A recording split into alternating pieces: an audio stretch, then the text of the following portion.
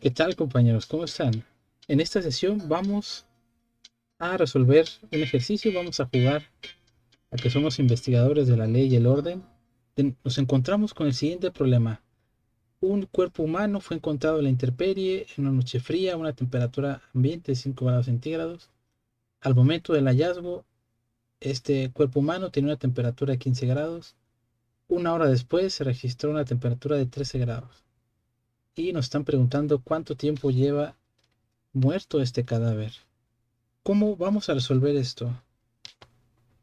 Con ayuda de la ley de enfriamiento de Newton. ¿Sale? Esta nos dice que la razón de cambio de la temperatura de un cuerpo es proporcional a una constante que multiplica a la función de temperatura del cuerpo menos la función de temperatura del medio ambiente. ¿Sale? También en una clase anterior hicimos un ejemplo de enfriamiento de un pastel. ¿Sale? Vamos a ver cómo funciona esta ley de enfriamiento de Newton para determinar el tiempo de fallecimiento de un cadáver. ¿Sale?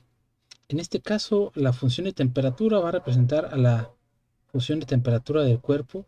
Esta Tm, la temperatura ambiente. Aquí en nuestro enunciado nos dice que el cuerpo fue encontrado en una noche con 5 grados de temperatura ambiente. Entonces, vamos a también considerar que esta temperatura era constante.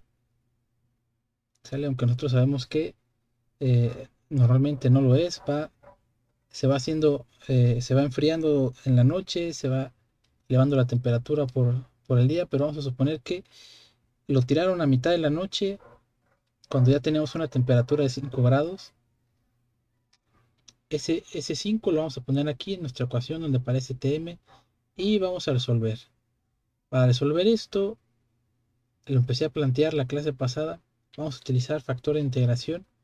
Este término que multiplica a la función de temperatura, que es menos k, lo vamos a integrar, lo vamos a meter adentro de un exponencial y ese va a ser nuestro factor de integración.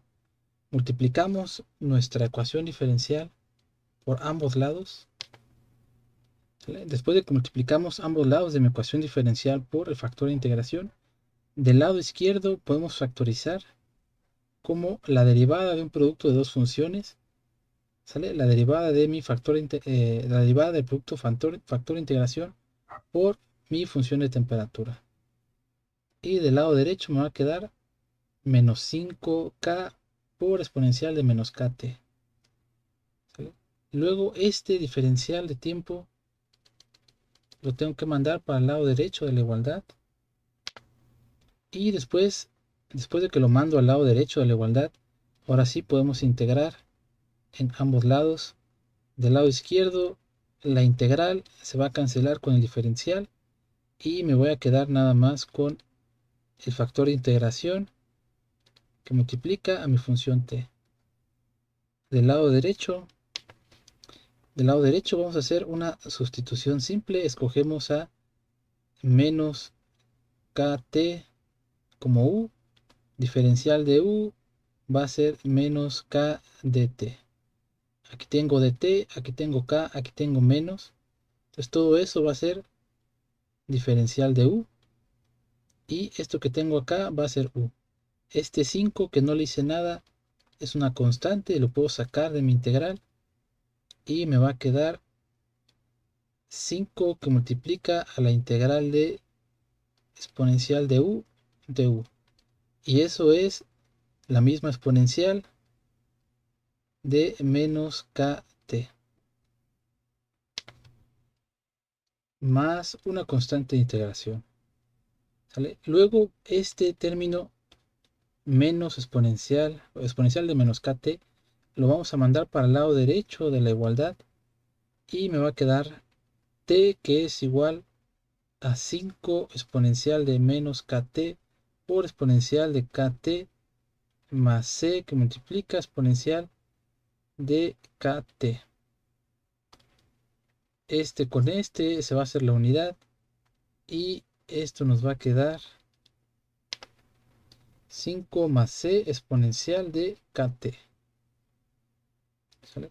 Ahora tenemos que determinar cuánto vale esta constante c y cuánto vale esta constante K.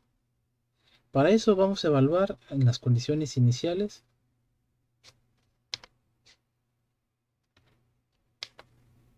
Tenemos la temperatura en un tiempo cero era de 15 grados. Vamos a tomar ese dato. Entonces aquí 5 más C exponencial de 0 debe de ser igual a 15. ¿Sale? Exponencial o cualquier cosa elevado a la 0 nos da la unidad. Entonces aquí nos da 5 más C igual a 15. Despejamos para C y C tiene que ser igual a 15 menos 5 igual a 10. Ya tenemos nuestra función para la temperatura con respecto de tiempo, que son 5 más 10 exponencial de KT. Ok, ya tengo mi función de la temperatura con respecto del tiempo. Necesito saber cuánto vale esta constante K. Para encontrar el valor de esa constante K, vamos a utilizar el segundo dato que tenemos, que es que una hora después de que se encontró el cadáver y se registró la temperatura, este tenía una temperatura de 13 grados. Entonces vamos a utilizar ese dato. La temperatura una hora después es igual a 5 más 10 exponencial de K por 1, y esto tiene que ser igual a 13. De aquí vamos a despejar para acá. ¿Sale? Primero este 5 lo mandamos para el otro lado de la igualdad. 10 exponencial de K igual a 13 menos 5. Nos da igual a 8. Luego este 10 lo mandamos para el otro lado de la igualdad dividiendo. Exponencial de K es igual a 8 entre 10. Y luego para deshacernos de ese exponencial hay que sacar logaritmo natural en ambos lados. Del lado izquierdo, logaritmo con exponencial se van a cancelar. Y voy a tener que K es igual a logaritmo natural de 8 entre 10, que nos da menos 0.2231. Ahora sí, mi función de la temperatura va a quedar como 5 más 10 que multiplica exponencial de menos 0.2231 por t. Queremos saber cuánto tiempo tiene que esta persona fue asesinada. ¿Sale? Lo que vamos a hacer es aquí igualar. Vamos a considerar que la temperatura interna cuando estaba vivo era de 37 grados. Entonces ahora vamos a despejar para t y encontrar qué tiempo necesitábamos para que tuviéramos esta temperatura. Entonces este 5 lo mandamos para el lado derecho de la igualdad. Nos va a quedar 10 exponencial de menos 0.2231 igual a 37 menos 5. Luego vamos a dividir entre 10. Sacamos logaritmo natural en ambos lados de la igualdad para deshacernos del exponencial. Y mandamos dividiendo. ¿Sale? Logaritmo natural de 32 entre 10 entre logaritmo natural de, vamos a ponerle por acá, logaritmo natural de 8 entre 10. Metemos eso a la calculadora y nos da menos 5.2125 horas. Es decir, que esta persona ya tenía 5 horas de fallecida. Sale bastante interesante. Ok, vamos a hablar de otra aplicación.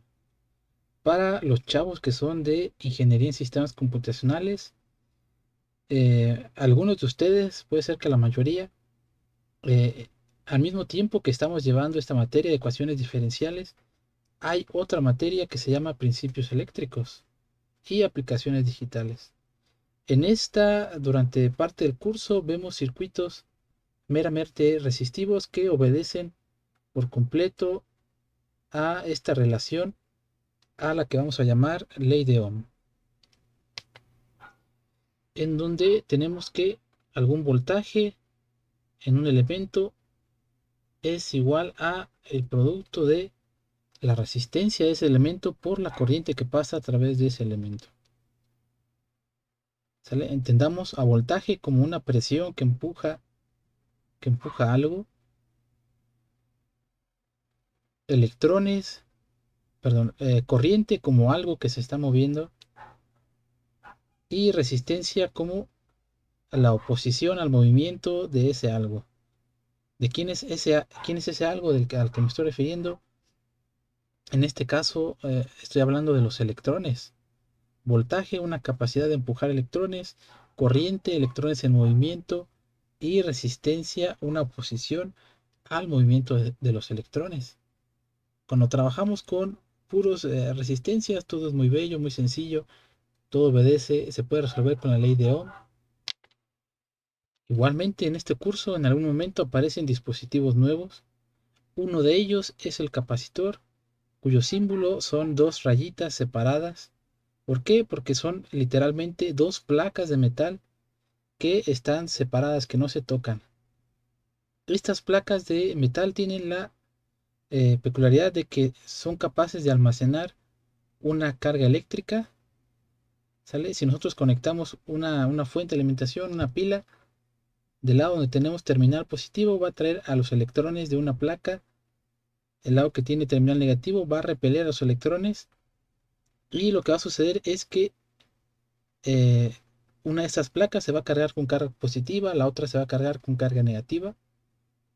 Como hay una cierta proximidad entre la placa con carga positiva y la placa con carga negativa, recordemos que cargas contrarias se atraen. Entonces aquí va a haber una fuerza de atracción entre la placa con carga positiva y la placa con carga negativa. Entonces, aunque yo desconecte esta fuente de alimentación, estas placas se van a mantener cargadas. ¿Sale? La cantidad de carga eléctrica almacenada en estas placas es proporcional a una constante que vamos a llamar capacitancia multiplicado por el voltaje aplicado. Nosotros habíamos dicho que los electrones en movimiento era equivalente a la corriente. ¿Y de qué forma podemos representar el movimiento de una variable? Lo podemos representar con una derivada. La derivada de la carga eléctrica es igual al movimiento en la carga eléctrica con respecto al tiempo, es decir, igual a la corriente. Entonces, del lado derecho, derivada del voltaje con respecto del tiempo. Es decir, la corriente que pasa a través de un capacitor es igual a esta constante C, que es la capacitancia por la derivada de voltaje de capacitor con respecto de tiempo. ¿A qué va? Esta formulita la vamos a utilizar después. También tenemos otro dispositivo. El otro dispositivo que vamos a conocer es el inductor o bobina. Este no es más que un alambre al que le dimos muchas vueltas, un alambre enrollado. Por eso su símbolo se ve como si fuera un resorte. ¿Qué sucede con este dispositivo? Cuando nosotros hacemos pasar una corriente eléctrica a través de este alambre enrollado, el paso de la corriente eléctrica a través de este alambre enrollado va a inducir un campo magnético. ¿Sale? La interacción de este campo magnético con el mismo alambre enrollado va a inducir un voltaje. Pero este voltaje va a depender de que el campo magnético esté cambiando con respecto al tiempo. Entonces, si juntamos estas dos expresiones, vamos a tener que el voltaje de un inductor es proporcional a una constante L que vamos a llamar inductancia por la derivada con respecto al tiempo de la corriente que pasa a través de este inductor. ¿Sale? Esta constante L depende de varias cosas. ¿Sale? Está dada por una constante mu que se llama permeabilidad, una propiedad de los materiales. esta n al cuadrado, que es el número de vueltas que tiene este inductor, a el área transversal y L la longitud de este inductor. Va que va. Adicionalmente contamos con esta ley de voltaje de Kirchhoff que nos dice en un lazo cerrado la sumatoria de subidas de voltaje es igual a la sumatoria de las caídas de voltaje. ¿Sale? Un lazo cerrado es tal cual, así como se escucha, un lazo que va a tener inicio y va a tener final. ¿Sale? Y vamos a recorrer ese lazo a lo largo de mi circuito. ¿Sale? Cuando vayamos de menos a más, eso lo vamos a considerar una subida de voltaje. Cuando vayamos de más a menos, eso lo vamos a considerar una caída de voltaje. Entonces, en este pequeño circuito dibujo un lazo cerrado, sigo este lazo en una dirección. En este caso lo voy a recorrer siguiendo las manecillas del reloj. Cuando paso por esta pila, esta fuente, voy de menos a más, eso es una subida de voltaje.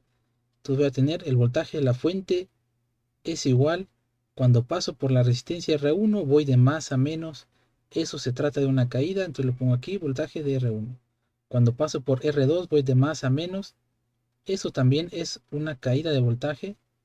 Y cuando paso por R3 también voy de más a menos, esta es otra caída de voltaje. Esta ley de voltaje de Kirchhoff es una ley porque siempre se cumple, es decir, el voltaje de R1 más voltaje de R2 más voltaje de R3 nos debe dar igual al voltaje de la fuente. Y adicionalmente a la ley de voltaje de Kirchhoff tenemos la ley de corriente de Kirchhoff. Es muy similar. Nos dice que en un nodo la sumatoria de las corrientes que entran a ese nodo es igual a la sumatoria de las corrientes que salen de ese nodo. Un nodo es un punto donde se conectan dos o más elementos. ¿Sale? Entonces, por ejemplo, si este de aquí, ese puntito es un nodo 1, entonces, ¿quiénes son las corrientes que entran? La única corriente que está entrando es la corriente de resistencia R1. Corrientes que salen, corriente de resistencia R2 más corriente de resistencia R3. ¿Vale? Ok, ahora sí ya podemos resolver un circuito donde aparezca un capacitor o un inductor. Ok, ejemplo 5. Para el siguiente circuito determine la función de la corriente con respecto al tiempo si la corriente inicial es 0.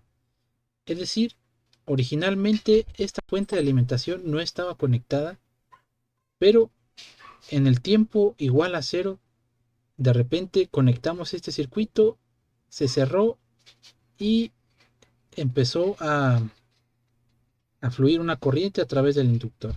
¿Cómo lo vamos a resolver? Primero que nada vamos a aplicar la ley de voltaje de Kirchhoff.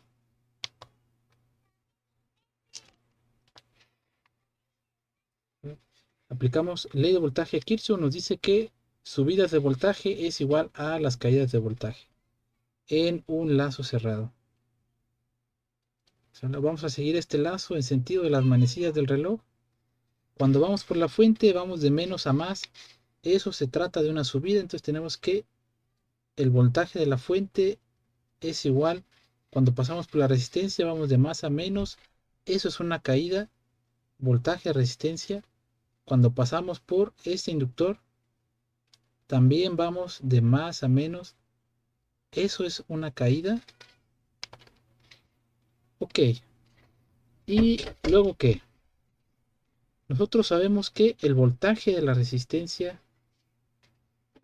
por ley de Ohm debe de ser igual a resistencia por la corriente que pasa por la resistencia. Y también sabemos que el voltaje de un inductor es proporcional a la inductancia por la derivada con respecto del tiempo de la corriente de este inductor. Y si hacemos uso del hecho de que la corriente de elementos conectados en serie son iguales, esto lo puedo escribir simplemente como resistencia por corriente con respecto del tiempo y este otro como inductancia por derivada con respecto al tiempo de la misma corriente. Entonces voy a sustituir esta expresión de voltaje, de resistencia y de inductor en mi ley de voltaje de Kirchhoff. ¿Y qué es lo que tenemos aquí? ¿Sale? Es lo que estábamos buscando. ¿Sale? Hasta este punto tal vez se preguntaban qué tenía que ver todo esto con ecuaciones diferenciales. Pues esto que tenemos aquí es una ecuación diferencial. En el momento en el que aparece una derivada en una ecuación, esta se convierte en una ecuación diferencial y la queremos resolver. ¿Sale? Para poder resolver esto, vamos a reorganizar esta ecuación porque así está un poco incómoda. ¿Sale? ¿Qué es lo primero que hay que hacer? Esta inductancia que está aquí hay que pasarla dividiendo para tener aquí coeficiente 1 en mi derivada de la corriente. Ahora que ya tengo esta ecuación en mi forma estándar, pues este término que está aquí, R entre L, lo voy a utilizar para obtener el factor de integración. Factor de integración es la exponencial de la integral de R entre L dt, o sea, hace exponencial de R entre L por T. Ok, cuando multiplicamos del lado izquierdo podemos factorizar esto como la derivada de un producto, la derivada del producto de nuestro factor de integración por nuestra función, que en este caso es la corriente con respecto del tiempo. Mandamos para el lado derecho de la igualdad este diferencial de tiempo y después de que lo mandamos para el lado derecho ya podemos integrar ambos lados de la igualdad. Cuando integramos del lado izquierdo se va a cancelar la integral con el diferencial y después de eso podemos despejar para la corriente con respecto del tiempo. Para integrar del lado derecho tenemos que hacer una sustitución simple. Hacemos U como R entre L por T. Diferencial de U va a ser R entre L por dt. Aquí tengo dt. Aquí tengo entre L. Solamente me falta agregar un por R. Si multiplico por R, tengo que dividir entre R. Todo esto va a ser diferencial de U. Y vamos a tener 1 entre R integral de exponencial de U de U. Esta integral es la misma exponencial y en lugar de exponencial de U le ponemos exponencial de R entre L por T más una constante C.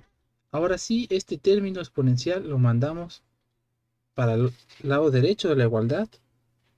¿Sale? Aquí está multiplicando, lo vamos a pasar dividiendo, es decir, va a quedar con exponencial de menos R entre L por T, exponencial de R entre L por T multiplicado por exponencial de menos R entre L por T. Se van a cancelar uno con el otro, se van a hacer la unidad y solamente nos quedó voltaje de la fuente entre resistencia más una constante C que multiplica a la exponencial de menos R entre L por T.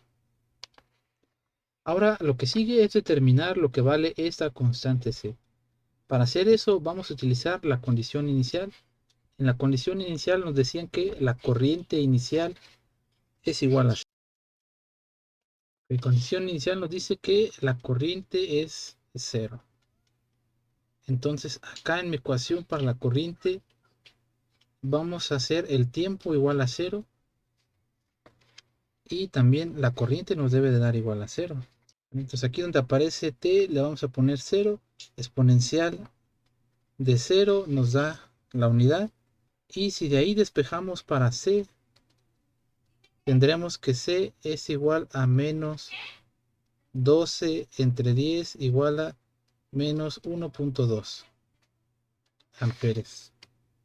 ¿Sale? Aquí sustituimos lo que vale la fuente de voltaje, lo que vale la resistencia. ¿Sale?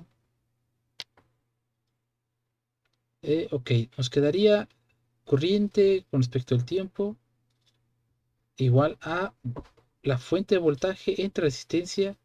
Aquí como lo teníamos como término común, yo lo factoricé, que multiplica a 1 menos la exponencial de menos R entre L por T. ¿Sale? Y esta grafiquita que estamos viendo representa a la corriente con respecto al tiempo. Empezamos con una corriente igual a 0 y conforme pasa el tiempo, esta corriente va subiendo hasta que llega a ser igual a hasta que llega a ser igual a 1.2. Ok, lo complicado de esta aplicación son los conocimientos necesarios de circuitos eléctricos. ¿Sale? Una vez que tenemos la ecuación diferencial, nosotros ya sabemos cómo resolver este tipo de ecuaciones diferenciales. ¿Vale? Pero lo importante es que entendamos que hay problemas en la naturaleza que de manera natural nos van a dar como resultado una ecuación diferencial. De ahí la importancia que nosotros aprendamos cómo resolver las ecuaciones diferenciales. Vamos a dejarlo por aquí, compañeros. Nos vemos la próxima clase. Si hay repasen los métodos que hemos visto hasta ahorita. Y si hay dudas, las podemos atender la próxima clase. Cuídense mucho.